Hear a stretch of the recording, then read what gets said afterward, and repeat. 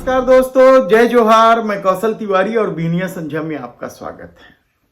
सत्ता में आते ही डबल इंजन की सरकार की करतूत की तो अपनी कहानी है। उससे कानून व्यवस्था संभलने का नाम ही नहीं ले रहा है और लगातार बवाल मच रहा है।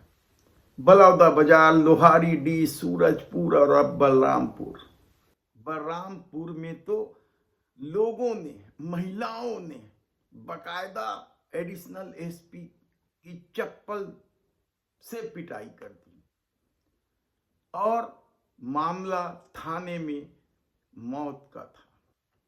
पुलिस आत्महत्या बता रही है। लोगों का कहना है कि स्वास्थ्य कर्मी मंडल को इतना प्रताड़ित किया गया और उसे मार डाला गया। इसे लेकर बलरामपुर में पिछले 2-3 दिनों से हंगामा चल रहा है। टीआई और एक पुलिस वाले को निलंबित भी कर दिया गया है, लेकिन लोगों का गुस्सा थमने का नाम ही नहीं ले रहा है। ऐसे में छत्तीसगढ़ में जो जन आक्रोश लगातार बढ़ रहे हैं, क्या उसकी वजह भाजपाई गुंडागर्दी भी है? क्योंकि लोहारीडीह का जो मामला है वह भाजपाई गुंडागर्दी से निकला है। वहां रघुनाथ साहू की गुंडागर्दी पिछले 30 सालों से चल रही थी।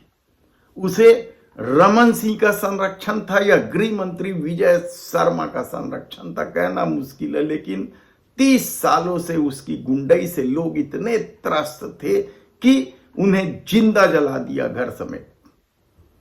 और उसके बाद पुलिस या कार्रवाई की तो अपनी कहानी है, लेकिन जगह जगह से जो खबरें आ रही हैं वह हैरान और परेशान करने वाली है कि आखिर भाजपाइयों के खिलाफ ही बलात्कार के मामले क्यों दर्ज हो रहे हैं।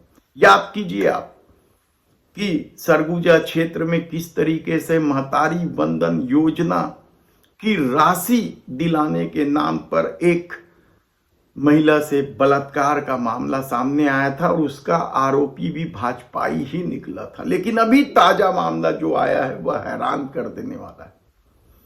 सारंगढ़ भारतीय जनता पार्टी का जिला अध्यक्ष सुभाष जालान पर अपने साथियों के साथ एक महिला से रेप करने का आरोप लगा है। 4 लोग थे। ये लोग गैंग रेप की श्रेणी में हैं और महिला के परिजनों ने खूब हंगामा भी किया। पुलिस एफआईआर दर्ज करे, पुलिस मूक दर्शक बने रही, हाथ पांव फूल रहे, क्योंकि सरकार भारतीय जनता पार्टी की है, डबल इंजन की सरकार। इससे पहले आप याद कीजिए कि नेता प्रतिपक्ष रहे नारायण चंदेल के बेटे पलाश चंदेल पर भी इसी तरह के आरोप लगे थे, यौन शोषण के। और इस मामले में कांग्रेस की सरकार होते हुए भी पलाश चंदेल को गिरफ्तार करने से पुलिस डर रही थी। मामला क्या हुआ, कैसे हुआ, किस तरीके से समझौता हुआ, इसे बताने की जरूरत नहीं है, क्योंकि यदि राजनेता और पुलिस मिल जाए तो फिर पीड़ितों को समझौता करना ही पड़ता है। ऐसा ही तो एक मामला रायगढ़ जिला अध्यक्ष उमेश अग्रवाल के खिलाफ भी तो था। वह जिला अध्यक्ष बने हुए हैं, कभी उसे हटाने की चेष्टा तक नहीं की गई। और कांग्रेस भी उमेश अग्रवाल के मामले में इसलिए चुप रही क्योंकि वे कांग्रेस के धाकड़ नेता जो इन दिनों फरार चल रहे हैं, जिसके खिलाफ ईडी की कार्रवाई चल रही है, कांग्रेस के कोषाध्यक्ष राम गोपाल अग्रवाल के रिश्तेदार बताए जाते हैं। ऐसी परिस्थिति में यदि बलात्कारियों को राजनैतिक रूप से इस तरीके से संरक्षण मिलता रहे तो फिर इसे क्या कहा जाए। सारंगढ़ के भाजपा अध्यक्ष सुभाष जालान का अपना ठसक है। कहते हैं कि उसके सामने अच्छे अच्छे नेता पानी भरते हैं और जब उसके खिलाफ ही बलात्कार का आरोप लगा हो तो फिर पुलिस किस तरीके से कार्रवाई करेगी आसानी से समझा जा सकता है। एक तरफ विष्णुदेव साय की डबल इंजन की सरकार सुशासन को लेकर लगातार प्रचार प्रसार कर रहा है। आप जनसंपर्क के विज्ञापन देखें या भारतीय जनता पार्टी के विज्ञापन देखें, विष्णु का सुशासन के नाम पर किस तरीके से खेल किया जा रहा है। करोड़ों रुपये फूके जा रहे हैं और दूसरी तरफ अब भारतीय जनता पार्टी के नेताओं के न केवल गुंडागर्दी बल्कि बलात्कार के मामले में भी भाजपा के नेताओं के नाम सामने आ रहे हैं।